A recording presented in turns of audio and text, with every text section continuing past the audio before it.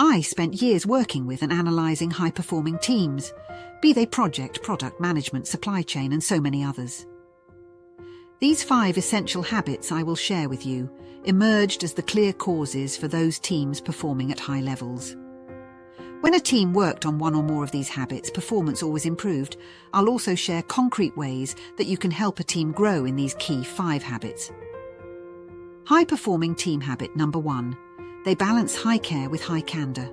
As one high-performing team put it, we play hardball with deep respect for every team member.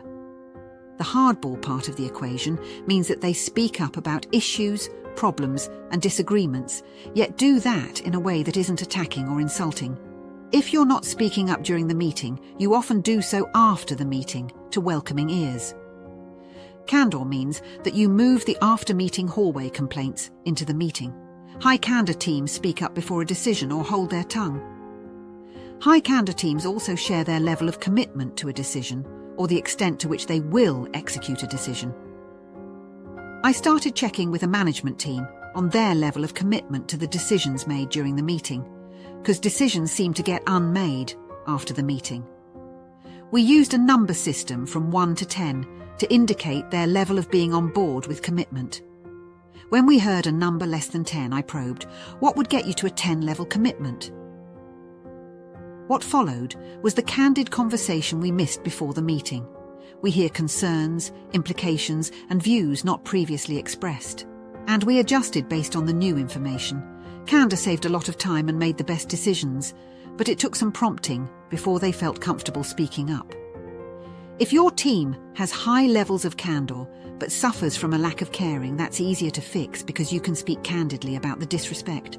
State that your goal is to create an environment where you enjoy high levels of candor, but also with deep respect for each individual. At the end of the meeting, check-in, ask, did we hit our goal to foster high candor with high caring or respect for each person? A high candor group will let you know if someone felt disrespected or if personal attacks were allowed. Candor will open the way to deal with gaps in caring. That brings us to high-performing team habit number 2, and that is compelling mission or goals. Not every team has a mission to bring home stranded astronauts or save Private Ryan. But with some focus and adjustment, every team can find a compelling frame for the team's mission. A supply chain team managed millions of dollars in assets and costs in what provided a source of strategic advantage for a consumer goods company. Team effectiveness suffered until we reframed the mission of the team to Guardians of the Strategic Advantage team and identified 3 compelling goals each year. What felt routine now got an added sense of meaning. Those outside the team started to protect team time and assignments more, given the enhanced understanding they had of the team mission and goal focus. High-performing team habit number 3 is clear roles and relationships. Teams stay stuck in the storming phase when it's unclear who does what, decides, or is involved in key activities and decisions. Sometimes this gets sorted out as a matter of course for a team, while other times team leaders need to use a tool like RACI to create clarity on roles and relationships. RACI identifies who is responsible, R, for a given activity, deliverable, or decision. A stands for approves or those who sign off on the deliverable. C stands for the people who will be consulted or provide input to the activity, deliverable, or decision, while I is for those people or groups who need to be informed afterwards. The magic of RACI is in the process. When you have more than one person responsible, it's a flag that you are dealing with unclear roles. When you have many approvers, yet most aren't available in a timely fashion or worse, then you have a dysfunctional role that requires attention. High candor helps you resolve the role problems that keep the team from becoming high-performing. That brings us to high-performing team habit number 4, gap conversations. Gaps. Yes, anytime there is a gap between expectations and results, it's a gap. How you handle a gap either moves you towards high performance or prevents it. Again, high levels of candor help you approach gaps with a sense of curiosity, with the goal of understanding so you can learn and adjust. Low-performing teams either avoid gap conversations due to low candor or, worse, approach gaps as a witch hunt, looking to punish someone for the gap. If you want more fear, less trust, defensiveness and less collaboration, turn a gap conversation into a witch hunt and make punishment the priority. If you want more trust, lowered defensiveness and more collaboration, use gaps to understand what's really going on so that you can learn and adjust. It's that simple. High-performing team habit number 5 is manage information. If your team members can't find the latest requirements document, decisions that were made, and 100 other information needs, you'll derail as a team.